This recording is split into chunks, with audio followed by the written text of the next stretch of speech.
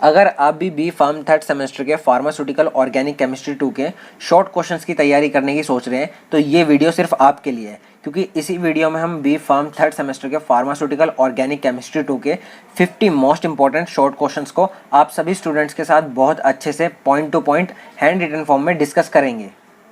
तो चलिए गाइस, स्वागत है आपके अपने यूट्यूब चैनल एग्जाम्स डेयर में। और आज हम स्टार्ट करने जा रहे हैं फार्मास्यूटिकल ऑर्गेनिक केमिस्ट्री 2 के 50 मोस्ट इंपॉर्टेंट शॉर्ट क्वेश्चंस की सीरीज। और जो भी स्टूडेंट इस चैनल पे नए आए हैं वो इस चैनल को सब्सक्राइब करना ना भूलें, क्योंकि इसी चैनल पे आप सभी स्टूडेंट्स को बी फार्म थर्ड सेमेस्टर के सभी सब्जेक्ट के प्रीवियस 5 ईयर्स के क्वेश्चन पेपर डिस्कस कराए जाएंगे। तो चलिए स्टार्ट करते हैं। इसमें हमारा फर्स्ट क्वेश्चन आता है, right a short note on resonance structure of benzene. हमें जो है बेंजीन के रेजोनेंस स्ट्रक्चर पे एक शॉर्ट नोट देना है। इसमें हमारा रेजोनेंस स्ट्रक्चर कुछ इस तरीके से आ जाता है। हमारा बेंजीन जो है उसमें 6 कार्बन और 6 हाइड्रोजन होते हैं और इसमें हमारा जो है 3 पाई बॉन्ड्स प्रेजेंट होते हैं। अब ये हमारा बेंजीन है। अब इसमें क्या होता है, हमारा ये वाला बॉन्ड जो है वो हमारा इधर शिफ्ट हो जाएगा और ये वाला बॉन्ड जो है हमारा इधर शिफ्ट हो जाएगा और ये वाला बॉन्ड हमारा इस तरफ शिफ्ट हो जाएगा। तो ये वाला हमारा जो स्ट्रक्चर है वो हमारा इस स्ट्रक्चर में कन्वर्ट हो जाएगा। यही हमारा बता रखा है, there are continuously delocalization of pi bonds. यहाँ पे हमारे जो 3 पाई बॉन्ड्स हैं उनका कंटिन्यूसली डीलोकलाइजेशन होता रहता है। उसी को हम कहते हैं रेजोनेंस स्ट्रक्चर ऑफ बेंजीन। मतलब इसमें बेसिकली हमारा क्या होता है कि ये वाला बॉन्ड जो है इधर शिफ्ट हो जाएगा, ये वाला हमारा बॉन्ड जो है इधर शिफ्ट हो जाएगा और ये वाला बॉन्ड हमारा इधर शिफ्ट हो जाएगा। तो इस तरीके से ये हमारा ये वाला कन्वर्ट हो जाएगा। और हम यही रेजोनेंस स्ट्रक्चर को हम रिप्रेजेंट करने के लिए हम जो है यहाँ पे सर्कल से हम जो है इसको रिप्रेजेंट करते हैं। अब ये सर्कल क्या कह रहा है कि यहाँ पे हमारे जो पाई बॉन्ड जो है वो हमारे कंटिन्यूसली डीलोकलाइज होते जा रहे हैं। तो इस तरीके से हमारा स्ट्रक्चर होता है हमारा बेंजीन का, जिसे हम रेजोनेंस स्ट्रक्चर ऑफ बेंजीन भी कहते हैं। नेक्स्ट क्वेश्चन आता है, give the structure and uses of saccharin. हमें जो है सैकरिन का यूजेज बताने हैं और उसके स्ट्रक्चर के बारे में एक्सप्लेन करना है। हमारा सैकरिन का स्ट्रक्चर जो है वो इस तरीके से होता है और हमारा सैकरिन के यूजेज जो होते हैं वो हमारे ये होते हैं, it is use for substitute for sugar. ये जो हमारा शुगर की तरह एज अ सब्सटीट्यूट यूज़ करा जाता है। सेकंड आता है, it is use as preservatives. और हमारा सैकरिन जो है वो हमारा प्रिजर्वेटिव्स की तरह यूज़ करते हैं हम। नेक्स्ट क्वेश्चन आता है, what are phenols, give physical properties of it. हमें जो है फिनॉल्स के बारे में बताना है कि फिनॉल्स होता क्या है और उसकी फिजिकल प्रॉपर्टीज बतानी है। इसमें हमारा फिनॉल्स आ जाता है, when hydroxyl group replace 1 hydrogen of benzene. हमारा बेंजीन के ऊपर जो हमारे 6 हाइड्रोजन प्रेजेंट होते हैं उसमें से अगर हम एक हाइड्रोजन एटम को रिप्लेस करके हम वहाँ पर हाइड्रोक्सिल ग्रुप अटैच कर देते हैं तो उसे हम कहते हैं फिनॉल। नेक्स्ट हम इसकी फिजिकल प्रॉपर्टीज देख लेते हैं। फिनॉल जो होता है वो हमारा कलरलेस होता है, क्रिस्टलाइन होता है और हमारा सोल्यूबल इन वाटर। मतलब ये जो है इजिली वाटर में सोल्यूबलाइज हो जाता है। नेक्स्ट क्वेश्चन आता है, give resonance structure and uses of resorcinol. हमें जो है रिसोर्सिनॉल के यूजेज बताने हैं और उसके स्ट्रक्चर के बारे में एक्सप्लेन करना है। बेसिकली हमारा रिसोर्सिनॉल का स्ट्रक्चर कुछ इस तरीके से होता है। यहाँ पे हमारा एक बेंजीन होता है जिसमें हमारे 2 हाइड्रोक्सिल ग्रुप जो है अटैच होते हैं, उसे हम कहते हैं रिसोर्सिनॉल।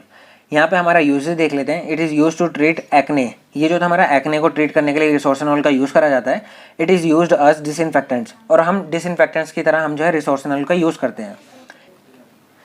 नेक्स्ट क्वेश्चन आता है, what is the difference between fat and oils. हमें जो है फैट और ऑयल्स में डिफरेंस बताना है कि हमारा फैट और ऑयल्स में क्या डिफरेंस होता है। इसमें हमारा फर्स्ट आ जाता है फैट। फैट क्या होता है, हमारा सॉलिड एट रूम टेम्परेचर। हमारा फैट जो होता है वो हमारा सॉलिड होता है रूम टेम्परेचर पे। बट हमारा नेक्स्ट आता है ऑयल। ऑयल क्या होता है, हमारा liquid at room temperature. Oil को अगर हम देखेंगे तो हमारा रूम टेम्परेचर पे हमारा ऑयल जो होता है वो हमारे लिक्विड फॉर्म में होते हैं। वहीं अगर हम फैट की बात करें तो फैट जो होता है वो हमारा सॉलिड फॉर्म में होते हैं। नेक्स्ट हमारा आता है fat saturated fatty acid with glycerol. Basically हमारा फैट होता क्या है, फैट में जो होता है हमारा सैचुरेटेड फैटी एसिड्स होते हैं जो कि हमारा ग्लिसरॉल से अटैच होते हैं। वहीं अगर हम ऑयल की बात करें तो ऑयल में क्या होता है, हमारा unsaturated fatty acids with glycerol. इसमें जो होता है हमारा अनसैचुरेटेड फैटी एसिड्स होते हैं विद ग्लिसरॉल। नेक्स्ट क्वेश्चन आता है, डिफाइन आयोडीन नंबर। बेसिकली हमें जो है आयोडीन नंबर को डिफाइन करना है। आयोडीन नंबर और आयोडीन वैल्यू दोनों ही जो है एक ही चीज़ होती है।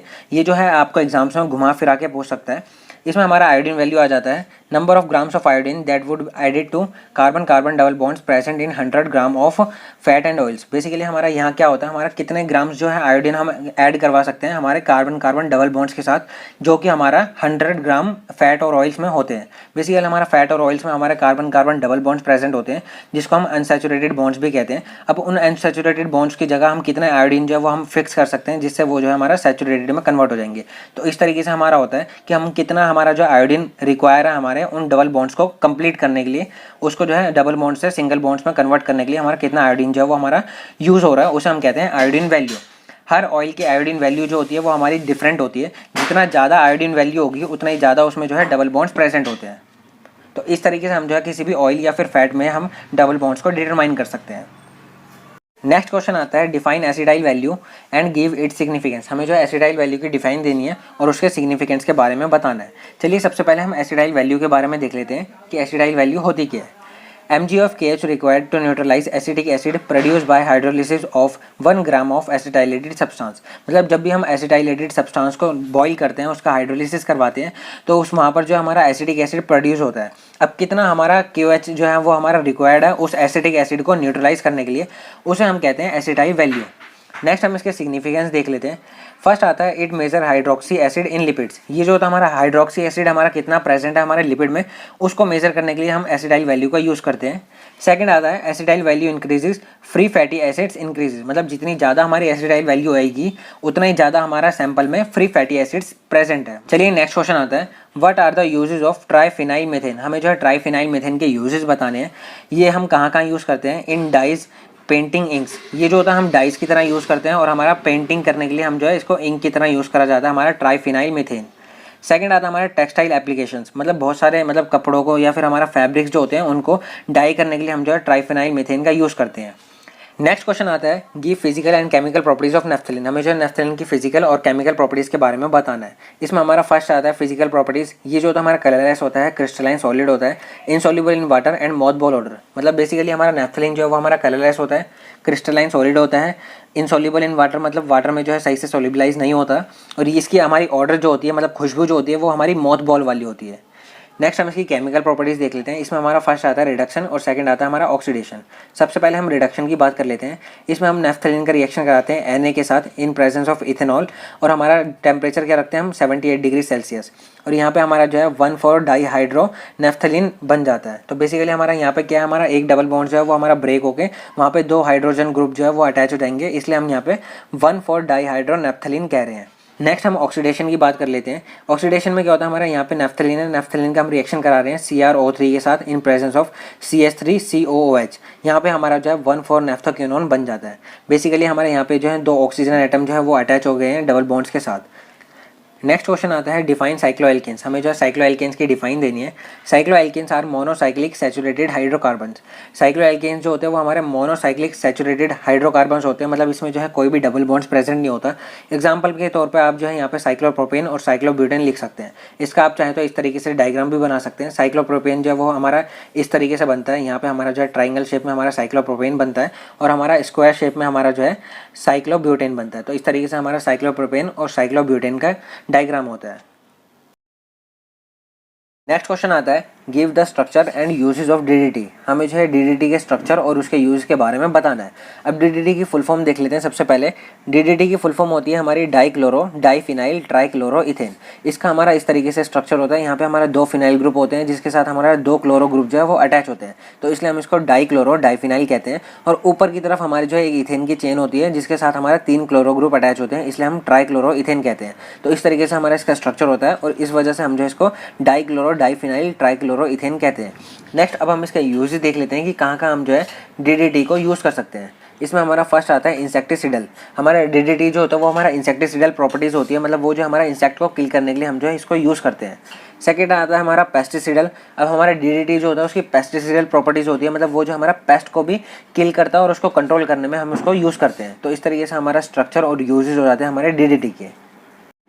नेक्स्ट क्वेश्चन आता है give molecular orbital picture of benzene. हमें जो है बेंजीन की मॉलिक्यूलर ऑर्बिटल पिक्चर के बारे में बताना है। इसमें हमारा बेंजीन की मॉलिक्यूलर ऑर्बिटल पिक्चर कुछ इस तरीके से होती है। इसमें हमारा बेंजीन में जो है 6 कार्बन होते हैं और 6 कार्बन के साथ हमारा जो है 6 हाइड्रोजन एटम अटैच होते हैं। इसमें हमारा एक कार्बन जो होता है वो हमारा 3 सिग्मा बॉन्ड बनाता है और एक पाई बॉन्ड बनाता है, और हमारे 3 सिग्मा बॉन्ड में से हमारा एक कार्बन जो है वो हमारा एडजेसेंट 2 कार्बन के साथ सिग्मा बॉन्ड बनाता है और एक सिग्मा बॉन्ड जो है वो हमारा हाइड्रोजन के साथ बनाता है। तो इस तरीके से हमारा मॉलिक्यूलर ऑर्बिटल पिक्चर होती है हमारी बेंजीन की। अगर आपको इसको डिटेल में पढ़ना है तो आप इसलिए हमारा फार्मास्यूटिकल ऑर्गेनिक केमिस्ट्री 2 के यूनिट 1 के लेक्चर्स अटेंड कर सकते हैं। वहाँ पे हमने जो है बहुत अच्छे से डिटेल में इसको एक्सप्लेन कर रखा है, तो आप इजीली वहाँ से जाके समझ सकते हैं। नेक्स्ट क्वेश्चन आता है why phenol is acidic in nature. हमें बताना है कि हमारा फिनॉल जो होता है वो हमारा एसिडिक नेचर क्यों शो करता है। Because it can lose H+ ion from its OH bond and phenoxide ion is formed which is stable. चलिए इसको इस तरीके से समझते हैं। इसमें हमारा जो बेंजीन होता है, बेंजीन में हमारे 6 हाइड्रोजन एटम होते हैं। अब 6 हाइड्रोजन एटम में से कोई भी हम एक हाइड्रोजन एटम को रिमूव करा के उसकी जगह हमारा जो है हाइड्रोक्सिल ग्रुप अटैच करा देते हैं। अब हाइड्रोक्सिल ग्रुप क्या करता है, हमारा हाइड्रोक्सिल ग्रुप जो है यहाँ पे अटैच हो जाता है, इसको हम कहते हैं फिनॉल। अभी हाइड्रोक्सिल ग्रुप में हमारा जो है ये वाला बॉन्ड होता है जिसे हम कहते हैं OH बॉन्ड। अब ये जो हमारा एक तरफ तो हमारा ये कार्बन से अटैच है इस तरीके से, और ये ऑक्सीजन जो है वो हमारा एक तरफ जो है हाइड्रोजन से अटैच है। अब ऑक्सीजन जो है वो हमारा इलेक्ट्रोनेगेटिव है, तो ये जो हमारा हाइड्रोजन के इलेक्ट्रॉन डेंसिटी को भी अपनी तरफ खींच लेगा। अब उसकी इलेक्ट्रॉन डेंसिटी खींच लेगा तो ये जो हमारा ज़्यादा पोलर बॉन्ड बन जाएगा, मतलब ये हमारा OH बॉन्ड जो होता है हमारा ये वाला बॉन्ड, ये हमारा ज़्यादा पोलर हो जाएगा। अब ज़्यादा पोलर हो जाएगा तो इस वजह से हमारा ये जो है ईजिली H+ आयन को रिलीज़ कर देगा, और H+ आयन कोई भी कंपाउंड जो है जितना ईजिली हमारा H+ आयन को रिलीज़ कर देता है वो उतना ही हमारा एसिडिक होता है। तो हमारा H+ आयन रिलीज़ करने के बाद हमारा ऑक्सीजन पे नेगेटिव चार्ज आ जाएगा। अब ऑक्सीजन पे अगर नेगेटिव चार्ज आता है तो ये हमारा नेगेटिव चार्ज जो है वो हमारा डायरेक्टली हमारा डीलोकलाइज हो जाएगा हमारा बेंजीन रिंग में। तो इस वजह से हमारा फिनॉक्साइड आयन जो है वो हमारा ज़्यादा स्टेबल हो जाता है। तो इस वजह से हमारा ईजिली जो है हमारा फिनॉल जो है वो हमारा ईजिली H+ आयन को रिलीज़ करके फिनॉक्साइड आयन में चला जाता है, और फिनॉक्साइड आयन जो है वो ईजिली हमारे रेजोनेंस के थ्रू स्टेबल हो जाता है। तो इस वजह से हमारा फिनॉल जो होता है वो हमारा एसिडिक नेचर शो करता है। नेक्स्ट क्वेश्चन आता है व्हाट इज़ फ्रीडेल-क्राफ्ट असाइलेशन। हमें जो है फ्रीडेल-क्राफ्ट असाइलेशन के बारे में बताना है। एक्सप्लेन विद सुटेबल रिएक्शन, हमें जो है उसके रिएक्शन के थ्रू हम जो है उसको एक्सप्लेन करना है। चलिए इसको देख लेते हैं।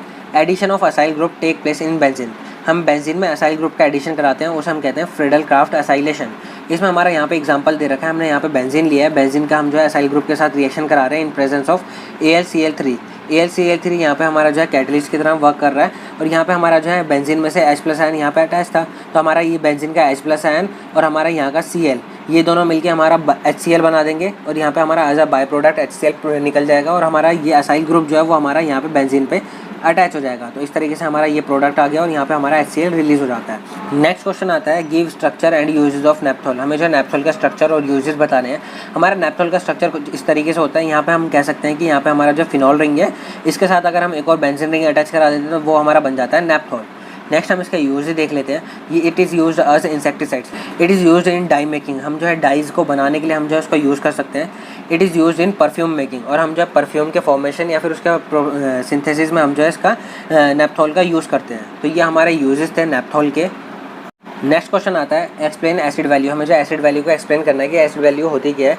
Acid value it is use to measure free fatty acids present in the fat and oils, हमारा फैट और ऑयल्स में से कितना हमारा जो है फ्री फैटी एसिड प्रेजेंट है उसको मेजर करने के लिए हम जो है एसिड वैल्यू डिटरमाइन करते हैं। एसिड वैल्यू का फॉर्मूला होता है हमारा 5.61 मल्टीप्लाई बाय N/W, हमारा N जो है वो हमारा ब्यूरेट रीडिंग होता है और हमारा W जो होता है वो हमारा सैंपल वेट होता है। नॉर्मली हम सैंपल वेट जो है वो हमारा 10 ग्राम लेते हैं। नेक्स्ट क्वेश्चन आता है गिव होवर्ट सिंथेसिस ऑफ फिनेंथ्रीन, हमें जो है फिनेंथ्रीन की होवर्ट सिंथेसिस बतानी है। इसमें हम सबसे पहले क्या करते हैं, हम सबसे पहले लेते हैं हम नेप्थलीन, नेप्थलीन का रिएक्शन कराते हैं सक्सिनिक एनहाइड्राइड के साथ इन प्रेजेंस ऑफ AlCl3। यहाँ पे हमारा फ्रीडेल-क्राफ्ट असाइलेशन होती है और हमारा नेप्थलीन जो होता है वो हमारा कन्वर्ट हो जाता है हमारा नेप्थाइल प्रोपोनिक एसिड में। फिर हम इसका जो है क्लीमेंसन रिडक्शन कराते हैं, फिर हम जो है नेप्थाइल प्रोपोनिक एसिड को रिएक्ट कराएंगे in presence of amalgamated zinc and HCl, और फिर वो जो हमारा कन्वर्ट हो जाता है इस कंपाउंड में, और फिर हम इसका जो है डिहाइड्रेशन कराते हैं इन प्रेजेंस ऑफ सल्फ्यूरिक एसिड, और फिर ये जो हम इसको हीट देते हैं और ये जो हमारा कन्वर्ट हो जाता है 1 कीटो 1 2 3 4 टेट्राहाइड्रोफिनेंथ्रीन में। और फिर हम जो है इसका रिएक्शन कराते हैं दोबारा क्लीमेंसन रिडक्शन, इसमें हम जो है जिंक अमलगिनेटेड जिंक के साथ रिएक्शन कराते हैं इन प्रेजेंस ऑफ HCl, और फिर ये जो हमारा कन्वर्ट होता है 1 2 3 4 टेट्राहाइड्रोफिनेंथ्रीन में। फिर हम जो है इसका प्लेटिनम के साथ हीट देंगे और ये जो हमारा कन्वर्ट हो जाएगा फिनेंथ्रीन में। इस तरीके से हम जो है होवर्ट सिंथेसिस करवाते हैं फिनेंथ्रीन की। तो उम्मीद है गाइस आपको ये समझ आ गई होगी। नेक्स्ट क्वेश्चन आता है give stability order of cycloalkenes, हमें जो है साइक्लोएल्केन्स के स्टेबिलिटी ऑर्डर के बारे में बताना है। इसमें हमारा जो है सबसे पहले आ जाता है साइक्लोप्रोपेन। साइक्लोप्रोपेन जो होता है वो हमारा सबसे कम स्टेबल होता है। फिर आता है हमारा साइक्लोब्यूटेन, साइक्लोब्यूटेन साइक्लोप्रोपेन से ज़्यादा स्टेबल होता है। फिर हमारा आता है साइक्लोपेंटेन, साइक्लोपेंटेन जो है वो हमारा साइक्लोब्यूटेन से ज़्यादा स्टेबल है। फिर हमारा एंड में आ जाता है साइक्लोहेक्सेन, साइक्लोहेक्सेन जो होता है वो हमारा साइक्लोपेंटेन से ज़्यादा स्टेबल है। तो यहाँ पे हमारा सबसे कम स्टेबल साइक्लोप्रोपेन है और यहाँ पे हमारा सबसे ज़्यादा स्टेबल जो है वो हमारा साइक्लोहेक्सेन है। तो इस तरीके से हमारा स्टेबिलिटी ऑर्डर होता है हमारा साइक्लोएल्केन्स का। नेक्स्ट क्वेश्चन आता है ड्रॉ एनी 4 एरोमेटिक स्ट्रक्चर, हमें जो है कोई भी 4 एरोमेटिक स्ट्रक्चर्स के बारे में यहाँ पे ड्रॉ करना है। और यहाँ पे हमारा जो है थोड़ा बहुत 1-2 लाइन भी उसमें बता सकते हैं। इसमें हमारा सबसे पहले आ जाता है टोलुइन। टोलुइन में हमारा क्या होता है, हमारा एक बेंजीन रिंग होती है। बेंजीन रिंग में कोई भी एक हाइड्रोजन आइटम को रिप्लेस करके हम वहाँ पर जो है CH3 ग्रुप लगा देते हैं, उसे हम कहते हैं टोलुइन। फिर आता है हमारा फिनॉल। फिनॉल में हमारा जो बेंजीन रिंग होती है, बेंजीन रिंग में से एक हाइड्रोजन आइटम को रिप्लेस करके वहाँ पर हमारा जो है हाइड्रोक्सिल ग्रुप अटैच करा देते हैं, उसे हम कहते हैं फिनॉल। नेक्स्ट आता है हमारा एनिलीन। एनिलीन में हमारा बेंजीन रिंग होती है, उसमें से हम एक हाइड्रोजन आइटम को रिप्लेस करके हमारा जो है NH2 अटैच करा देते हैं, उसे हम कहते हैं एनिलीन। नेक्स्ट आता है हमारा बेंजोइक एसिड। बेंजोइक एसिड में भी हमारा एक हाइड्रोजन आइटम को रिप्लेस करके हम जो है वहाँ पर कार्बोक्सिलिक एसिड का ग्रुप लगा देते हैं, उसे हम कहते हैं बेंजोइक एसिड। नेक्स्ट आता है हमारा बेंजल्डिहाइड। बेंजल्डिहाइड में भी हमारा बेंजीन रिंग होती है, वहाँ पे हमारा एक हाइड्रोजन एटम को रिप्लेस करके CHO ग्रुप लगा देते हैं, जिसको हम एल्डिहाइड ग्रुप कहते हैं, उसे कहते हैं हम बेंजल्डिहाइड। तो इस तरीके से हमें कोई भी 4 एरोमेटिक स्ट्रक्चर बताने हैं। नेक्स्ट क्वेश्चन आता है give structure and uses of diphenyl methane. हमें जो है डाईफिनाइल मीथेन का स्ट्रक्चर बताना है और उसके यूजेस के बारे में बताना है। यहाँ पे हमारा डाईफिनाइल मीथेन का स्ट्रक्चर कुछ इस तरीके से होता है। यहाँ पे हमारा जो 2 फिनाइल रिंग होती है, बीच में हमारा जो है मिथाइल ग्रुप अटैच होता है। नेक्स्ट हम इसके यूजेस देख लेते हैं। It is use in fragrance industry. ये जो था हमारा फ्रेगरेंस इंडस्ट्रीज़ में यूज़ करा जाता है। हमारा इसकी फ्रेगरेंस प्रॉपर्टीज़ की वजह से हमारा इसको जो है कई सोप्स में भी हम इसको जो है यूज़ करते हैं। नेक्स्ट आता है it is use in pesticides. ये जो था हमारा पेस्टिसाइड्स की तरह भी हम इसको यूज़ करते हैं। तो ये था हमारा structure and uses of diphenyl methane. तो उम्मीद है गाइस आपको ये समझ आ गया होगा। नेक्स्ट क्वेश्चन आता है डिफाइन एरोमेटिसिटी। हमें जो है एरोमेटिसिटी डिफाइन करने की, एरोमेटिसिटी होता क्या है। Aromaticity is the properties in organic compounds of being aromatic. हमारा एरोमेटिसिटी जो है एक प्रॉपर्टीज होती है हमारी ऑर्गेनिक कंपाउंड की, जो कि हमारा बताता है कि कौन सा कंपाउंड हमारा एरोमेटिक है या नहीं है। बेसिकली आप इतना समझिए कि एरोमेटिक का मतलब होता है खुशबूदार। अगर हमारा कोई भी कंपाउंड अगर हमारा खुशबूदार होगा तो वो जो हम कह सकते हैं कि वो जो हमारा एरोमेटिसिटी शो कर रहा है। अब इसके यहाँ पे हमारे कुछ रूल्स होते हैं कि कौन सा कंपाउंड जो वो हमारा एरोमेटिक होगा या फिर कौन सा कंपाउंड हमारा एरोमेटिक नहीं होगा।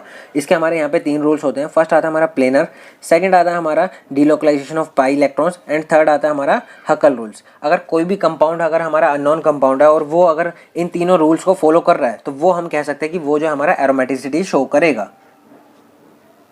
नेक्स्ट क्वेश्चन आता है why phenol is acidic in nature. ये क्वेश्चन जो है लगभग सभी क्वेश्चन पेपर्स में प्रीवियस 5 ईयर्स में सभी में रिपीट हुआ है। इसमें हमें जो है बताना है कि फिनॉल जो है वो हमारा क्यों एसिडिक नेचर शो करता है। Because it can lose hydrogen ion from its OH bond and hydroxide ion is formed which is stable. इसमें क्या होता है हमारा फिनॉल में जो है हमारा एक बेंजीन रिंग होती है, इस तरीके से हमारी एक बेंजीन रिंग होती है, जिसमें हमारा ऊपर जो है OH एटम जो है हमारा हाइड्रोक्सिल ग्रुप जो है वो हमारा अटैच होता है। अभी हमारा OH एटम में से हमारा हाइड्रोजन जो है वो हमारा ईजिली रिलीज हो जाएगा, और जो भी कंपाउंड हमारा ईजिली H+ आयन को रिलीज करके ईजिली स्टेबल हो जाता है उसे हम कहते हैं वो जो हमारा एसिडिक नेचर शो करता है। अब आपने अभी तक पढ़ा होगा कि जो भी कंपाउंड हमारा H+ आयन को रिलीज करेंगे वो हमारा एसिडिक नेचर के होते हैं, और जो हमारा OH आयन को रिलीज करेंगे वो हमारा बेसिक नेचर के होते हैं। तो इसी तरीके से हमारा फिनॉल जो है वो हमारा H+ आयन को ईजिली रिलीज कर देता है, तो इस वजह से हमारा ये जो है एसिडिक नेचर का होता है। नेक्स्ट क्वेश्चन आता है why p nitro aniline is less basic than aniline. हमें बताना है कि हमारा पी नाइट्रो एनिलीन जो होता है वो हमारा एनिलीन से कम बेसिक क्यों होता है। Aniline has more Lewis base nature due to more electron density on it than p nitro aniline. Basically हमारा क्या होता है, हमारा एनिलीन और पी नाइट्रो एनिलीन में क्या है, यहाँ पे हमारा जो है पैरा पोजिशन में हमारा नाइट्रो ग्रुप अटैच होता है। अब हम सबको पता है कि हमारा नाइट्रो ग्रुप जो है वो हमारा डीएक्टिवेटिंग ग्रुप है, तो वो जो है उसकी इलेक्ट्रॉन डेंसिटी को खींच लेगा, और जब उसकी इलेक्ट्रॉन डेंसिटी कम हो जाएगी तो वो जो हमारा कम बेसिक हो जाएगा। इसी वजह से हमारा एनिलीन में जो है हमारा ज़्यादा इलेक्ट्रॉन डेंसिटी होती है, इस वजह से वो जो है ज़्यादा बेसिक होता है। बट हमारा पी नाइट्रो एनिलीन में क्या होता है, हमारा नाइट्रो ग्रुप जो होता है वो हमारा इलेक्ट्रॉन डेंसिटी को खींच लेता है, वो जो हमारा इलेक्ट्रॉन विड्रॉइंग ग्रुप है, तो वो जो हमारा जो हमारा पी नाइट्रो एनिलीन है उसको डीएक्टिवेट कर देगा, और उसकी जो हमारी बेसिसिटी जो है उसकी डिक्रीज कर देगा। तो इस तरीके से हमारा पी नाइट्रो एनिलीन जो होता है वो हमारा कम बेसिक होता है एनिलीन से। नेक्स्ट क्वेश्चन आता है write the definition of RM value. हमें जो है RM वैल्यू मतलब हमारा रिचर्ड मिशेल वैल्यू की डेफिनेशन बतानी है। इसमें हमारा आ जाता है ml of 0.1 normal KOH is required to completely neutralise the water soluble volatile fatty acids distil from 5 gram of fat. इसमें क्या करते हैं, हम सबसे पहले फ़ैट लेते हैं 5 ग्राम, उसको जो है हम हाइड्रोलिसिस कराते हैं, और उसमें फिर क्या है हमारा जो हमारा वोलेटाइल फैटी एसिड जो होता है वो हमारा वाटर सोल्यूबल होता है फैटी एसिड्स, उसको हम न्यूट्रलाइज़ करेंगे 0.1 नॉर्मल KOH से।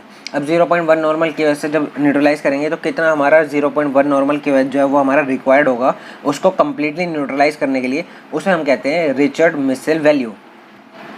और हमारा रिचर्ड मिशेल वैल्यू जो है वो हमारा बटर के एनालिसिस में यूज़ करी जाती है। नेक्स्ट क्वेश्चन आता है discuss the difference between drawing and non drawing oils with example. हमें जो है डिफरेंस बताना है ड्राइंग और नॉन ड्राइंग ऑयल्स में उनके एग्जांपल के साथ। इसमें हमारा फर्स्ट आता है drawing oils, they form a flexible layer on surface when it contact with air. ये वो ऑयल्स होते हैं जो कि एक फ्लेक्सिबल लेयर फॉर्म कर लेते हैं जब भी वो हमारे एयर के कांटेक्ट में आते हैं। मतलब जब भी वो ऑयल है वो हमारा एयर के कांटेक्ट में आएगा तो वो जो है एक फ्लेक्सिबल लेयर फॉर्म कर लेगा, उसे हम कहते हैं ड्राइंग ऑयल्स। इसमें हमारा एग्जांपल में आ जाता है soybean oil and flax seeds oils. तो ये हमारे जो है एग्जांपल है हमारे ड्राइंग ऑयल्स के। सेकंड आता है non drawing oils. Non drawing oils में क्या होता है, this do not form any layer when it contact with air. मतलब ये जब भी हमारे एयर के कॉन्टैक्ट में आते हैं तो ये कोई भी लेयर फॉर्म नहीं करते हैं, उन्हें हम कहते हैं नॉन ड्राइंग ऑयल्स। इसमें हमारे एग्जाम्पल में आ जाता है mustard oil, castor oil, coconut oil. तो ये हमारे वो ऑयल्स के एग्जाम्पल है जो कि हमारा नॉन ड्राइंग ऑयल से बिलोंग करते हैं। तो उम्मीद है गाइस आपको ये समझ आ गया होगा। नेक्स्ट हमारा क्वेश्चन आता है, what do you understand by angle strain. इसमें हमें बताना है कि हम एंगल स्ट्रेन से क्या समझते हैं। Angle strain is equal to difference between desired angle and actual angle. मतलब हमारा डिजायर्ड एंगल और हमारा एक्चुअल एंगल में जितना डिफरेंस है उसे हम कहते हैं एंगल स्ट्रेन। एंगल स्ट्रेन का हमारा फॉर्मूला आता है desired angle minus actual angle.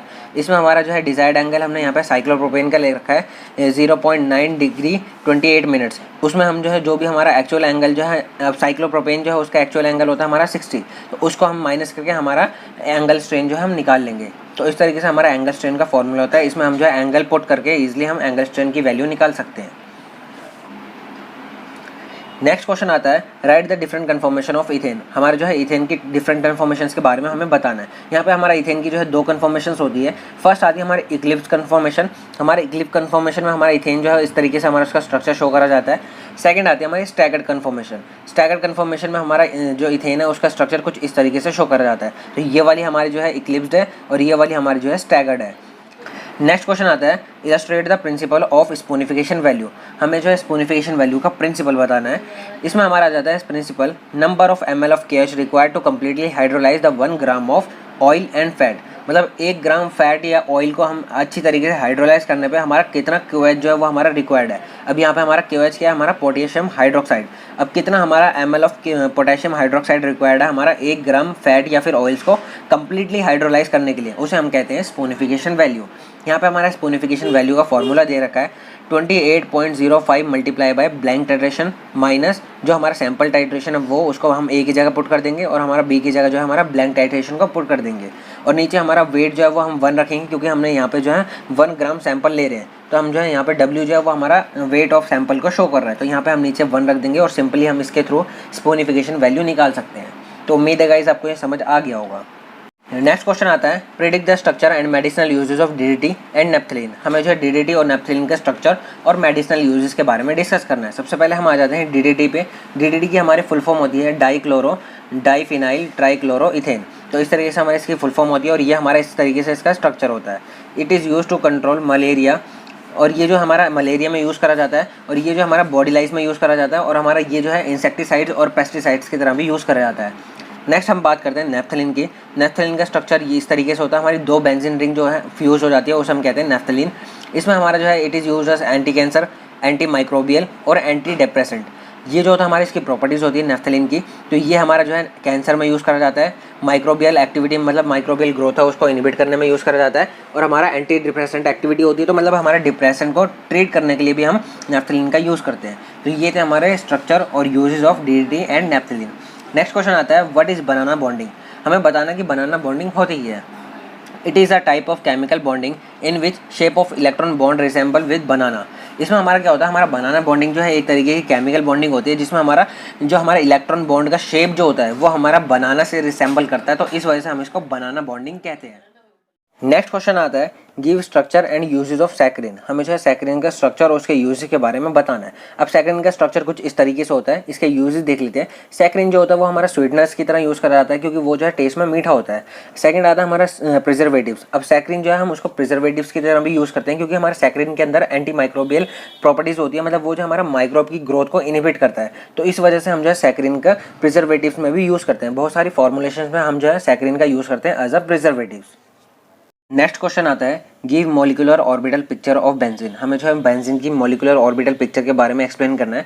यहाँ पे हमारा इस तरीके से हमारा बेंजीन का स्ट्रक्चर होता है। मॉलिकुलर ऑर्बिटल पिक्चर हमारी बेंजीन की इस तरीके से होती है। इसमें क्या होता है, हमारा बेंजीन में जो है हमारे 6 कार्बन लगे होते हैं और उसमें 6 हाइड्रोजन अटैच होते हैं। अब यहाँ पे हमारा ध्यान से देखिए तो ये हमारा 1 कार्बन है, ये हमारा दूसरा कार्बन है, ये हमारा तीसरा कार्बन है, ये हमारा चौथा कार्बन है, ये हमारा 5वां कार्बन है और ये हमारा 6ठा कार्बन है। तो इस तरीके से हमारे 6 कार्बन जो है अटैच होते हैं। अब यहाँ पे क्या होता है, हमारा 1 कार्बन जो है वो हमारा 3 सिग्मा बॉन्ड बनाता है। अब 3 सिग्मा बॉन्ड और एक पाई बॉन्ड का फॉर्मेशन करता है। इसमें हमारा एक कार्बन, इस वाले को देखते हैं तो अगर हम यहाँ पे देखें तो हमारा एक ये जो है एडजेसेंट 2 कार्बन के साथ ये सिग्मा बॉन्ड बना रहा है और एक जो है ये हाइड्रोजन के साथ सिग्मा बॉन्ड बनाता है। तो इस तरीके से हमारा एक कार्बन जो है वो हमारा 3 सिग्मा बॉन्ड बनाता है और एक बीच में जो हमारा पाई बॉन्ड का फॉर्मेशन होता है। तो इस तरीके से हमारा ऑर्बिटल पिक्चर होती है हमारी बेंजीन की। नेक्स्ट क्वेश्चन आता है एक्सप्लेन स्पोनिफिकेशन वैल्यू। हमें जो है स्पोनिफिकेशन वैल्यू को एक्सप्लेन करना है कि स्पोनिफिकेशन वैल्यू होती क्या है। Number of mg of KH required to saponify 1 gram of fat and oils. Basically हमारे पास 1 ग्राम फैट या ऑयल है, उसको स्पोनिफाई करने के लिए हमारा कितना KOH जो है वो हमारा रिक्वायर्ड होगा, उसे हम कहते हैं saponification value. It measure molecular weight of fat, और ये जो होता है हमारा मॉलिक्यूलर वेट को मेजर करने में यूज़ करी जाती है। नेक्स्ट क्वेश्चन आता है give stability order of cycloalkenes. अब यहाँ पे हमें जो है साइक्लोएल्केन्स का स्टेबिलिटी ऑर्डर देना है। यहाँ पे हमारा फर्स्ट आता है साइक्लोप्रोपेन, फिर साइक्लोप्रोपेन जो वो हमारा सबसे कम स्टेबल है, फिर उससे ज़्यादा आता है हमारा साइक्लोब्यूटेन, फिर उससे ज़्यादा आता है हमारा साइक्लोपेंटेन और सबसे ज़्यादा आता है हमारा साइक्लोहेक्सेन। यहाँ पे हमारा साइक्लोहेक्सेन जो है वो हमारा सबसे ज़्यादा स्टेबल है। तो इस तरीके से ये जो है इस डायरेक्शन में हमारा इंक्रीजिंग ऑर्डर में अरेंज है। नेक्स्ट क्वेश्चन आता है what are uses of triphenyl methane. हमें जो है ट्राइफिनाइल मीथेन के यूजेस के बारे में बताना है। इसमें हमारा आ जाता है it is use in dyes, ये जो तो हमारे डाइज में यूज़ करा जाता है। It is use in textile applications, और ये जो तो हमारे टेक्सटाइल एप्लीकेशंस भी होती है, मतलब ये जो है कपड़ों को डाई करने के लिए, उनको कलर करने के लिए जो है इसको यूज़ करा जाता है। It is use in printing inks, और ये जो तो हमारा प्रिंटिंग इंक्स जो होती है, जो हमारा प्रिंट निकलते हैं, उनकी इंक्स में भी हम जो है ट्राइफिनाइल मीथेन का यूज़ करते हैं। तो ये थे हमारे uses of triphenyl methane. Next question आता है mention the use of naphthalene. हमें जो है नेफ्थलीन के यूजेस बताने की कहाँ कहाँ हम जो है नेफ्थलीन का यूज़ कर सकते हैं। इसमें हमारा फर्स्ट आता है it is used as insecticides, ये जो तो हमारे इंसेक्टिसाइड्स की तरह यूज़ करते हैं नेफ्थलीन को। It is used in dyes, ये जो तो हमारे डाइज में यूज़ करा जाता है। It is used to protect woollen goods, और हम जो है वुलन गुड्स को प्रोटेक्ट करने के लिए हम जो है नेफ्थलीन का यूज़ करते हैं। नेक्स्ट क्वेश्चन आता है डिफाइन साइक्लोएल्केन्स। हमें जो साइक्लोएल्केन्स की डिफाइन देनी है। It is the organic compounds containing ring of carbon joined by single bonds. Basically हमारे ये जो है ऑर्गेनिक कंपाउंड्स होते हैं जिसमें हमारी कार्बन की रिंग प्रेजेंट होती है, जो कि हमारा सिंगल बॉन्ड से जॉइन होती है। इसमें हमारा एग्जांपल में आ जाता है साइक्लोप्रोपेन और साइक्लोब्यूटेन। ये जो था हमारा साइक्लोप्रोपेन का स्ट्रक्चर कुछ इस तरीके से होता है हमारा ट्रायंगल शेप में, और इसके सभी एजेस पे जो है हमारा कार्बन जो है अटैच होते हैं। इस तरीके से हमारा साइक्लोब्यूटेन का स्ट्रक्चर होता है, इसके भी हमारे सभी एजेस पे हमारे जो है कार्बन एटम जो है वो प्रेजेंट होते हैं। तो इस तरीके से हमारा साइक्लोप्रोपेन और साइक्लोब्यूटेन का स्ट्रक्चर होता है। नेक्स्ट क्वेश्चन आता है what is Friedel Crafts acylation. अभी यहाँ पे हमें जो फ्रीडल क्राफ्ट असाइलेशन के बारे में बताने की फ्रीडल क्राफ्ट असाइलेशन होती है। बेसिकली हमारी ये वो रिएक्शन होती है जिसमें हमारा जो है असाइल ग्रुप का एडिशन होता है। इसमें जो है क्या होता है देख लेते हैं। Theoretical reaction of arenes with acyl chloride using anhydrous AlCl3। यहाँ पे हम क्या कर रहे हैं, हम जो है AlCl3 को एज अ कैटलिस्ट यूज़ करते हैं। यहाँ पे हम सिंपली एरिन्स लेते हैं, यहाँ पे जैसे हमने बेंजीन ले लिया एग्जांपल में, और यहाँ पे हमने कोई भी असाइल क्लोराइड ले लिया, उसको जब हम रिएक्ट करेंगे इन प्रेजेंस ऑफ AlCl3, तो ये जो हमारा ये जो असाइल ग्रुप है ये हमारा अटैच हो जाएगा बेंजीन के ऊपर, और यहाँ से हमारा जो बेंजीन का एक हाइड्रोजन एटम रिलीज होगा, वो हाइड्रोजन और ये इसका Cl, ये दोनों मिलकर हमारा HCl रिलीज कर देंगे। तो इस तरीके से हमारा असाइलेशन प्रोसेस होती है। यहाँ पे बेसिकली हमारा जो HCl रिलीज हो जाता है और हमारा असाइल ग्रुप जो है वो हमारा ऐड हो जाता है कोई भी अरीन्स के ऊपर। मतलब जो भी हम अरीन लेंगे, यहाँ पे हमने बेंजीन ले रखा है, तो यहाँ पे हमारा अगर कोई और अरीन लेंगे तो उसके ऊपर भी हमारा असाइल ग्रुप अटैच हो जाएगा, उसे हम कहते हैं Friedel Crafts acylation. Next question आता है what is Richard Mitchell value. यहाँ पे हमें जो रिचर्ड मिशेल वैल्यू के बारे में बताने के रिचर्ड मिशेल वैल्यू होती क्या है। इसको हम RM वैल्यू के नाम से भी रिप्रेजेंट करते हैं। ml of 0.1 normal KOH required to completely neutralise the water soluble volatile fatty acids distil from 5 gram of fats. यहाँ पे हम क्या करते हैं, सबसे पहले हम 5 ग्राम फैट ले लेंगे, फिर उसको जो है स्पूनिफाई कर देंगे। अब स्पूनिफाई करने के बाद वहाँ पे जो है हमारा फैटी एसिड जो होते हैं वो हमारे अलग हो जाएंगे। फिर हम उसका जो है स्टीम डिस्टिलेशन करते हैं। स्टीम डिस्टिलेशन के थ्रू जो हमारा सेपरेट होएगा, हमारा जो वोलेटाइल फैटी एसिड जो है वो हमारे कंडेंसेट में आ जाएंगे, मतलब जो हमारा रिसीवर है उसमें आ जाएंगे। अब जो हमारा वोलेटाइल फैटी एसिड है वो हमें वहाँ पर मिल जाएंगे, फिर उसको जो हम फिल्टर करके सेपरेट कर लेते हैं। अब जो हमें वोलेटाइल फैटी एसिड मिला ना, उसमें से हम वाटर सोल्यूबल और water insoluble volatile fatty acids को अलग अलग सेपरेट कर लेते हैं। फिर वहाँ से हम जो water soluble volatile fatty acids को लेते हैं, उसको हम जो है 0.1 नॉर्मल KOH के साथ टाइट्रेट करते हैं, और फिर उसको जो है जितनी हमारी रीडिंग आएगी उसको हम कहते हैं RM वैल्यू। तो इस तरीके से हम जो है RM वैल्यू को फाइंड करते हैं। बेसिकली हम जो है जो भी हमारा water soluble volatile fatty acids आया हमें, उसको हम जब टाइट्रेट करेंगे 0.1 नॉर्मल KOH से, तो कितना हमारा 0.1 नॉर्मल KOH रिक्वायर्ड होगा उसको न्यूट्रलाइज करने के लिए, उसे हम कहते हैं RM वैल्यू। तो उम्मीद है गाइस आप RM वैल्यू जो है वो बहुत अच्छे से समझ गए होंगे। नेक्स्ट क्वेश्चन आता है ड्रॉ एनी 4 एरोमेटिक स्ट्रक्चर। यहाँ पे हमें जो है इस क्वेश्चन में कोई भी 4 एरोमेटिक स्ट्रक्चर को ड्रॉ करना है। यहाँ पे हमने जो है नेफ्थलीन ले रखा है। सबसे पहले नेफ्थलीन में क्या होता है, हमारे 2 बेंजीन रिंग जो है वो फ्यूज हो जाती है, तो वो हमारा कन्वर्ट हो जाता है नेफ्थलीन में। नेक्स्ट आता है हमारा एंथ्रासीन में। एंथ्रासीन में हमारी जो है 3 बेंजीन रिंग प्रेजेंट होती है और वो जो है आपस में सीरीज में फ्यूज होती है। फिर आता हमारा फिनेंथ्रीन में। फिनेंथ्रीन में भी हमारा जो है 3 हमारी जो है बेंजीन रिंग फ्यूज़ होती है, बट वो जो हमारा सीरीज़ में नहीं होती है, वो एक जो है हमारे ऊपर होती है और 2 जो हमारा सेम प्लेन में होती है। नेक्स्ट आता है हमारा फिनॉल। फिनॉल भी हमारा जो है एरोमेटिक कंपाउंड है। अब इसमें क्या होता है, हमारा सिंपली बेंजीन रिंग होती है और उसके ऊपर हमारा जो है हाइड्रोक्सिल ग्रुप अटैच होता है, तो उसे हम कहते हैं फिनॉल। नेक्स्ट आता है हमारा एनिलीन। एनिलीन क्या होता है, हमारा नीचे जो है बेंजीन रिंग होती है और ऊपर हमारा जो है अमीन ग्रुप अटैच होता है। अब अमीन ग्रुप कौन सा होता है, हमारा यहाँ पे जो है NH2 ग्रुप जो है उसे हम कहते हैं अमीन ग्रुप। तो इस तरीके से हमारा एनिलीन का स्ट्रक्चर होता है। तो इसमें से आप कोई भी 4 स्ट्रक्चर जो है वो याद कर सकते हैं और आप इजिली पेपर में लिख सकते हैं। नेक्स्ट क्वेश्चन आता है व्हाट इज हकल रूल। यहाँ पे हमें जो है हकल रूल के बारे में बताना है कि हकल रूल होता क्या है। It is an important rule and must follow this rule for aromaticity. ये जो होता है हमारा हकल रूल एक इंपॉर्टेंट रूल है, और अगर कोई भी हमारा कंपाउंड जो है वो हमारा एरोमेटिसिटी को शो करेगा तो वहाँ पे हमारा मस्ट है कि वो हमारा हकल रूल को फॉलो करेगा ही करेगा। मतलब हमारा कोई भी कंपाउंड अगर हमारी एरोमेटिसिटी को शो कर रहा है तो वहाँ पे हमारे 3 रूल्स होते हैं जो कि उसे फॉलो करने पड़ते हैं। पहला रूल होता है कि वो जो हमारा प्लेनर होना चाहिए। सेकंड रूल होता है कि वहाँ पे हमारा रेजोनेंस होना चाहिए उस कंपाउंड में, तभी वो जो हमारा एरोमेटिसिटी शो करेगा। और थर्ड होता है हमारा कि वो जो हमारा हकल रूल को फॉलो करना ही चाहिए। मतलब अगर वो हकल रूल को फॉलो नहीं करेगा तो वो हमारा नॉन एरोमेटिक होगा। हकल रूल में हमारा एक इक्वेशन आ जाती है 4n+2 = पाई इलेक्ट्रॉन्स। अब हमारा जो भी कंपाउंड्स है उसके हमारे पाई इलेक्ट्रॉन्स को हम यहाँ पे पुट कर देंगे। जैसे हमारा बेंजीन है, बेंजीन में हमारे 3 पाई बॉन्ड्स होते हैं। अब एक पाई बॉन्ड्स में हमारे 2 इलेक्ट्रॉन्स प्रेजेंट होते हैं, तो इसलिए हमारा बेंजीन में जो है हमारा 6 पाई इलेक्ट्रॉन्स होते हैं, तो उसको हम 6 यहाँ पे पुट कर देंगे। अब ये 2 को हम इधर ले जाएंगे तो हमारा 6 - 2 = 4, तो हमारा 4n = 4 आ जाएगा। फिर हम 4 को 4 डिवाइड्स में ले जाएंगे तो हमारा n की वैल्यू आ जाएगी 1। तो हमारे n की वैल्यू जो हमारी बेंजीन के लिए होती है वो हमारी 1 आ जाती है, और यहाँ पे हमारा n जो निकला है वो हमारा इंटीजर है। तो इसलिए हम कहते हैं कि हमारा बेंजीन जो है वो हमारा एरोमेटिक कंपाउंड है, क्योंकि वो जो हमारा हकल रूल को फॉलो कर रहा है। और अगर किसी कंपाउंड की n की वैल्यू अगर नॉन इंटीजर आ रही है तो हम यहाँ पे आराम से कह सकते हैं कि हमारा वो कंपाउंड जो है वो हमारा नॉन एरोमेटिक है, क्योंकि वो जो हमारा हकल रूल को ही फॉलो नहीं कर रहा है। तो हम हकल रूल के बेस पे हम कह सकते हैं कि कौन सा कंपाउंड हमारा जो है एरोमेटिक है और कौन सा कंपाउंड हमारा एरोमेटिक नहीं है। नेक्स्ट क्वेश्चन आता है give structure of DDT and it's uses. हमें जो है DDT का स्ट्रक्चर बताना और उसके यूज के बारे में बताना है कि कहाँ कहाँ हम जो है DDT का यूज़ कर सकते हैं। अब यहाँ पे हम सबसे पहले DDT की फुल फॉर्म देख लेते हैं। अब DDT की फुल फॉर्म आती है हमारी डाइक्लोरो डाइफिनाइल ट्राइक्लोरोइथेन। तो इस तरीके से हमारा इसका जो है स्ट्रक्चर होता है। यहाँ पे हमारे 2 फिनाइल रिंग होती है जिसके साथ हमारा जो है 2 क्लोरो ग्रुप जो है वो अटैच होते हैं। फिर यहाँ पे हमारा जो इथेन चेन होती है और उसके साथ हमारे 3 क्लोरो ग्रुप जो है वो हमारे यहाँ पे अटैच होते हैं। तो इसलिए हम इसका नाम रखते हैं डाइक्लोरो डाइफिनाइल ट्राइक्लोरोइथेन। नेक्स्ट हम इसके यूज देख लेते हैं कहाँ कहाँ हम जो है इसको यूज़ कर सकते हैं। ये जो होता है हमारा इंसेक्टिसाइड्स और पेस्टिसाइड्स की तरह यूज़ करा जाता है। मतलब ये जो हमारा इंसेक्ट को किल करने में हम जो है इसका यूज़ करते हैं। नेक्स्ट क्वेश्चन आता है describe structure and uses of phenol. यहाँ पे हमें जो फिनॉल का स्ट्रक्चर और उसके यूज के बारे में बताना है। अब फिनॉल का स्ट्रक्चर कुछ इस तरीके से होता है। नीचे जो है एक बेंजीन रिंग होती है, उसमें से हम एक हाइड्रोजन एटम को रिमूव करा के वहाँ पे हमारा जो है हाइड्रोक्सिल ग्रुप का एडिशन करा देते हैं, तो वो हमारा बन जाता है फिनॉल। नेक्स्ट हम इसके यूज देख लेते हैं। It is used as raw material of drug. बहुत सारे ड्रग्स के फॉर्मेशन में उसकी सिंथेसिस में हम जो है फिनॉल का यूज़ करते हैं as a raw material. Next आता है हमारा प्रिजर्वेटिव्स। अब फिनॉल की जो होती है हमारी एंटी माइक्रोबियल प्रॉपर्टीज़ होती है, तो हमारे जो बहुत सारी फॉर्मुलेशंस में हम जो है एज अ प्रिजर्वेटिव्स भी हम फिनॉल का यूज़ करते हैं। नेक्स्ट आता है हमारा एंटीसेप्टिक एंड डिसइंफेक्टेंट्स। और फिनॉल को जो है हम हाई कंसंट्रेशन में हम जो है एंटीसेप्टिक और हमारे डिसइंफेक्टेंट की तरह भी यूज़ करते हैं। तो ये थे हमारे यूजेस ऑफ फिनॉल। तो उम्मीद है गाइस आपको ये क्वेश्चन बहुत अच्छे से समझ आ गया होगा। नेक्स्ट क्वेश्चन आता है what is fat and oils, give example. यहाँ पे हमें जो फैट और ऑयल्स के बारे में बताना है कि फैट और ऑयल्स होते क्या है और उनके एग्जाम्पल्स के बारे में भी बताना है। सबसे पहले यहाँ पे हमारी बात आती है फैट्स की। तो फैट जो होता है वो हमारा सैचुरेटेड फैटी एसिड्स होते हैं विद ग्लिसरॉल। यहाँ पे हमारा जो सैचुरेटेड फैटी एसिड प्रेजेंट होता है ग्लिसरॉल मॉलिक्यूल्स के साथ। हमारा फैट जो होता है वो रूम टेम्परेचर पर सॉलिड फॉर्म में होते हैं, और इसके एग्जाम्पल में आ जाता है हमारा वुल फैट। नेक्स्ट आता है हमारा ऑयल। ऑयल जो होता है वो हमारा अनसैचुरेटेड फैटी एसिड्स होते हैं विद ग्लिसरॉल।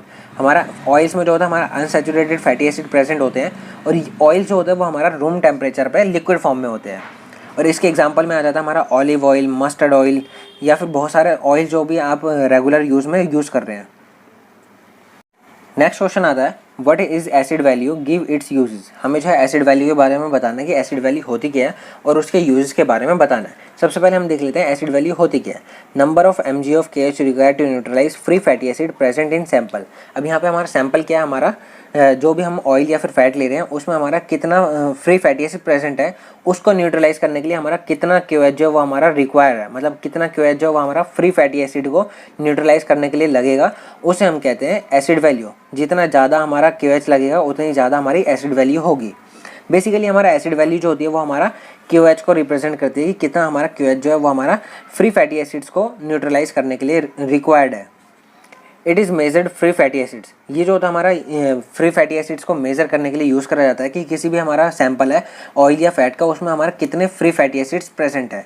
जितने ज़्यादा फ्री फैटी एसिड्स होंगे उतने ज़्यादा हमारा वो जो सब्सटेंस है वो हमारा अनसेफ होगा हमारा ह्यूमन कंजप्शन के लिए। मतलब जितने ज़्यादा फैटी एसिड्स उतना ही वो जो हमारा हार्मफुल होगा हमारा ह्यूमन कंजप्शन के लिए। तो इस तरीके से हम बताते हैं कि कौन सा हमारा ऑयल या फिर फैट जो होता है वो हमारा ह्यूमन कंजप्शन के लिए हार्मफुल है या फिर नहीं है। नेक्स्ट क्वेश्चन आता है explain iodine value and its significance. यहाँ पे हमें जो आयोडीन वैल्यू को एक्सप्लेन करना है और उसके सिग्निफिकेंस के बारे में बताना है। चलिए सबसे पहले देख लेते हैं आयोडीन वैल्यू को। Number of grams of iodine that would added to carbon carbon double bonds present in 100 gram of sample. यहाँ पे हमारा क्या है कि हमारा कितने ग्राम जो है आयोडीन हम उसको ऐड करवा सकते हैं कार्बन कार्बन डबल बॉन्ड्स में, जो कि हमारा 100 ग्राम सैंपल में प्रेजेंट है। अब यहाँ पे सैंपल क्या है हमारा, कोई भी हम ऑयल या फिर जो भी हम फैट ले रहे हैं वो उसको हम जो है 100 ग्राम लेंगे।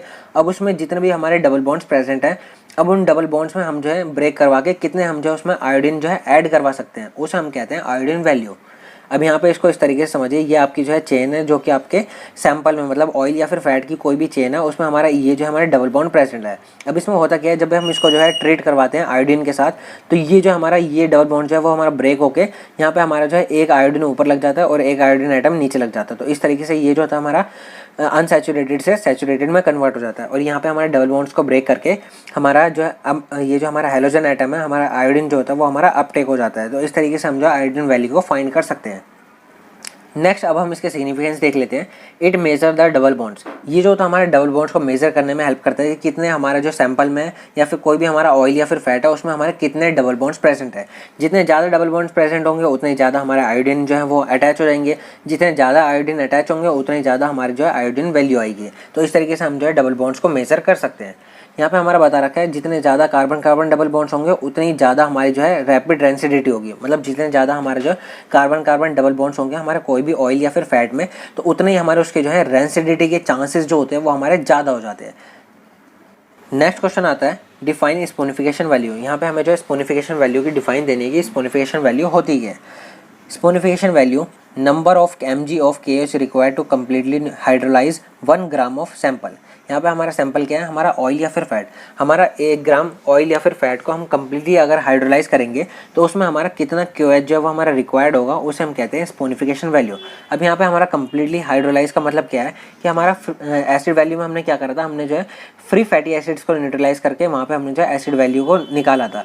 बट यहाँ पे हमारा जो है फ्री फैटी एसिड्स और हमारा कंबाइंड फैटी एसिड्स दोनों को ही हम जो है न्यूट्रलाइज कर रहे हैं, तो उसे हम कहते हैं कम्प्लीटली हाइड्रोलाइज। मतलब हमें 1 ग्राम ऑयल या फिर फैट्स को कम्प्लीटली हाइड्रोलाइज करने के लिए कितना हमारा जो KH रिक्वायर्ड है उसे हम कहेंगे स्पोनिफिकेशन वैल्यू। नेक्स्ट क्वेश्चन आता है व्हाट इज एस्टर वैल्यू। यहाँ पे हमें जो एस्टर वैल्यू के बारे में बताना है कि एस्टर वैल्यू होती क्या है। इसमें आपको जो है कोरिलेशन पता लग जाएगा कि स्पोनिफिकेशन वैल्यू, एसिड वैल्यू और एस्टर वैल्यू में क्या कोरिलेशन है। इसमें हमारा सबसे पहले आता है एस्टर वैल्यू की define number of mg of KH required to saponify esters present in 1 gram of sample. यहाँ पे हम बात कर रहे हैं एस्टर्स की, मतलब यहाँ पे हमारा जो कितना QH जो रिक्वायर्ड है हमारे एस्टर्स को स्पोनिफाई करने के लिए। हमारा 1 ग्राम जो है उसमें हमारे एस्टर्स प्रेजेंट होंगे, उन एस्टर्स को जो है न्यूट्रलाइज करने के लिए हमारा कितना QH रिक्वायर्ड है उसे हम कहेंगे एस्टर वैल्यू। अब यहाँ पे हम बात करते हैं स्पोनिफिकेशन वैल्यू की। तो स्पोनिफिकेशन वैल्यू में हमने जो है 1 ग्राम सैंपल को कम्प्लीटली हाइड्रोलाइज करा था। कम्प्लीटली हाइड्रोलाइज करने का मतलब है यहाँ पे हमने जो है फ्री फैटी एसिड्स और कंबाइंड फैटी एसिड्स दोनों को ही हमने जो है हाइड्रोलाइज करा था। तो हमारा जो ये रीडिंग आ जाएगी हमारी मतलब कंबाइंड की, मतलब कम्प्लीटली हाइड्रोलाइज करने में हमारा कितना QH जो है वो रिक्वायर्ड है उसे हम कहेंगे स्पोनिफिकेशन वैल्यू। और हमारा एसिड वैल्यू हमने क्या देखा था कि हमारा जितने फ्री फैटी एसिड्स हैं उन फ्री फैटी एसिड्स को न्यूट्रलाइज करने के लिए कितना QH रिक्वायर्ड है उसे हम कहते हैं एसिड वैल्यू। अब हमारा एस्टर वैल्यू क्या है, एस्टर वैल्यू है हमारा कितने हमारा जो है 1 ग्राम सैंपल में हमारा कंबाइंड फैटी एसिड्स प्रेजेंट है। अब उन कंबाइंड फैटी एसिड्स को न्यूट्रलाइज करने के लिए हमारा कितना QH रिक्वायर्ड है उसे हम कहेंगे एस्टर वैल्यू। अब यहाँ पे आप इस तरीके से समझिए कि स्पोनिफिकेशन वैल्यू में हमारा जो है कम्प्लीटली हाइड्रोलाइज आ गया। इसमें हम जो है मतलब फ्री फैटी एसिड्स और हम कंबाइंड फैटी एसिड्स दोनों को ही हम जो है हाइड्रोलाइज कर रहे हैं, तो उसे हम कहते हैं स्पोनिफिकेशन वैल्यू। अब यहाँ पे हमारा एसिड वैल्यू में फ्री फैटी एसिड्स के बारे में देखा था। अब यहाँ पे हमें कंबाइंड फैटी एसिड्स निकालना है कि हमारा कंबाइंड फैटी एसिड्स को न्यूट्रलाइज करने के लिए कितना QH रिक्वायर्ड है। तो आप इसको इस तरीके से निकाल सकते हैं कि कंबाइंड फैटी एसिड्स को एक तरफ ले जाइए और हमारा टोटल हमारा जो है फैटी एसिड हमारा कंबाइंड और फ्री हमारे दोनों हमारे स्पूनिफिकेशन वैल्यू में आ जाएंगे। तो हमारा टोटल माइनस एसिड वैल्यू में हमारा फ्री फैटी एसिड्स हो जाएंगे। तो हमारा टोटल में से हम जो है फ्री फैटी एसिड्स को रिमूव करवा देते हैं, तो यहाँ पे हमारा आ जाएगा कंबाइंड फैटी एसिड्स। और इस तरीके से हमारा जो है एस्टर वैल्यू हमारी क्या होती है, हमारा कितना हमारा QH जो है वो हमारा रिक्वायर्ड है हमारा कंबाइंड फैटी एसिड्स को न्यूट्रलाइज करने के लिए, उसे हम कहते हैं एस्टर वैल्यू। तो इस तरीके से हम जो है टोटल में से अगर हम फ्री फैटी एसिड्स मतलब एसिड वैल्यू को माइनस कर देते हैं तो इस तरीके से हम जो है ईजिली एस्टर वैल्यू को डिटरमाइन कर सकते हैं। नेक्स्ट क्वेश्चन आता है give resonance structure and use of resorcinol. यहाँ पे हमें जो है रिसोर्सिनॉल का स्ट्रक्चर और उसके यूज के बारे में देखना है। हमारा रिसोर्सिनॉल का स्ट्रक्चर जो होता है कुछ इस तरीके से होता है। यहाँ पे हमारा एक बेंजीन रिंग होती है जिसमें हमारा 2 OH ग्रुप जो है वो अटैच होते हैं। तो इस तरीके से हमारा जो है रिसोर्सिनॉल का स्ट्रक्चर होता है। नेक्स्ट अब हम इसके यूजेस देख लेते हैं। रिसोर्सिनॉल जो होता है वो हमारा डिसइंफेक्टेंट्स की तरह यूज़ करा जाता है और हमारा एंटीसेप्टिक्स की तरह यूज़ करा जाता है। बेसिकली अगर हम रिसोर्सिनॉल की कंसनट्रेशन को इंक्रीज कर देंगे तो वो हमारा डिसइंफेक्टेंट की तरह एक्ट करेगा, और अगर हम कंसनट्रेशन को रिड्यूस कर देंगे तो वो हमारा एंटीसेप्टिक की तरह एक्ट करता है। नेक्स्ट क्वेश्चन आता है give physical and chemical properties of naphthalene. यहाँ पे हमें जो है नेफ्थलीन की फिजिकल और केमिकल प्रॉपर्टीज के बारे में डिस्कस करना है। यहाँ पे हमारा सबसे पहले आता है नेफ्थलीन का स्ट्रक्चर। इसमें हमारे जो है 2 बेंजीन रिंग होती है जो कि आपस में फ्यूज्ड होते हैं, उसे हम कहते हैं नेफ्थलीन। नेक्स्ट अब हम इसकी बात करते हैं फिजिकल प्रॉपर्टीज़ की। इसमें फर्स्ट आता है it is colourless crystalline solid. ये जो हमारा कलरलेस होता है और क्रिस्टलाइन सॉलिड होता है। सेकंड आता है it's melting point is 82 degree Celsius and boiling point is 218 degree Celsius. यहाँ पे इसका मेल्टिंग पॉइंट दे रखा है 82 डिग्री सेल्सियस और बॉइलिंग पॉइंट बता रखा है 218 डिग्री सेल्सियस। थर्ड पॉइंट आता है it is insoluble in water. ये जो होता है हमारा वाटर में सही से सॉल्युबलाइज नहीं होता है, इसलिए हम जो है नेफ्थलीन को इनसॉल्युबल कहते हैं। नेक्स्ट आता है हमारा मॉथ बॉल ऑर्डर, मतलब इसकी ऑर्डर बता रखी है कि इसकी ऑर्डर जो होती है मतलब खुशबू जो होती है इसकी मॉथ बॉल वाली होती है। तो इसी के साथ हमारा फिजिकल प्रॉपर्टीज़ ऑफ नेफ्थलीन जो है वो हमारा कंप्लीट हो चुका है। नेक्स्ट अब हम बात करते हैं केमिकल प्रॉपर्टीज़ ऑफ नेफ्थलीन। इसमें हमारा फर्स्ट आती है रिडक्शन। रिडक्शन में हम क्या करते हैं, सबसे पहले नेफ्थलीन लेते हैं, उसको हम रिएक्ट कराते हैं सोडियम मेटल के साथ in presence of ethanol at 78 degree Celsius, और ये हमारा डायरेक्टली कन्वर्ट हो जाता है 1,4-डाईहाइड्रोनेफ्थलीन में। तो इस तरीके से इसका स्ट्रक्चर होता है। यहाँ पे हमारा 1 और 4 पोजीशन पे हमारे 2 हाइड्रोजन ग्रुप जो है वो हमारे अटैच हो जाते हैं। इसी तरीके से सेकंड आता है हमारा ऑक्सीडेशन। ऑक्सीडेशन में हम क्या कर रहे हैं, यहाँ पे हम सिंपली नेफ्थलीन लेते हैं, उसको हम रिएक्ट कराते हैं CrO3 के साथ इन प्रेजेंस ऑफ CH3COOH, और यहाँ पे हमारा जो है ये डायरेक्टली कन्वर्ट हो जाता है 1,4-नेफ्थाक्यूनोन में। यहाँ पे हमारा जो है 1 और 4th पोजीशन पे हमारे ऑक्सीजन एटम जो है वो हमारे अटैच हो चुके हैं, तो इसलिए हम इसको जो है ऑक्सीडेशन कहते हैं। तो इस तरीके से हमारा जो है केमिकल प्रॉपर्टीज़ होती है नेफ्थलीन की। तो चलिए गाइस, इसी के साथ हमारी आज की वीडियो हो जाती है कंप्लीट। और इस लेक्चर में हमने B.Pharm 3rd सेमेस्टर के फार्मास्यूटिकल ऑर्गेनिक केमिस्ट्री 2 के 50 मोस्ट इंपॉर्टेंट क्वेश्चंस को आप सभी स्टूडेंट्स के साथ बहुत अच्छे से डिटेल में point to point hand written form में डिस्कस कर लिए। अगर आपको अभी भी इसमें कोई डाउट है तो आप इजीली हमसे कमेंट सेक्शन में कमेंट करके पूछ सकते हैं। और जिन भी स्टूडेंट्स को B.Pharm 3rd सेमेस्टर के प्रीवियस ईयर सॉल्व पेपर्स के लेक्चर्स अटेंड करने हैं वो इजीली हमारी प्लेलिस्ट में जाके लेक्चर्स को अटेंड कर सकता है। वहाँ पे आपको सभी सब्जेक्ट के प्रीवियस 5 ईयर्स के लेक्चर्स मिल जाएंगे जिनको आप इजीली अटेंड कर सकते हैं। और जो भी स्टूडेंट इस चैनल पे नए आए हैं वो इस चैनल को सब्सक्राइब करना ना भूलें, क्योंकि इसी चैनल पे आप सभी स्टूडेंट्स को B.Pharm 3rd सेमेस्टर के सभी सब्जेक्ट के क्वेश्चन पेपर सॉल्व कराए जाएंगे। और जिन भी स्टूडेंट्स को फार्मा से रिलेटेड नोट्स, प्रैक्टिकल फाइल से प्रीवियस ईयर सॉल्व पेपर्स की PDF चाहिए वो हमारे टेलीग्राम चैनल से आके फ्री ऑफ कॉस्ट डाउनलोड कर सकते हैं। लिंक आपको डिस्क्रिप्शन में मिल जाएगा।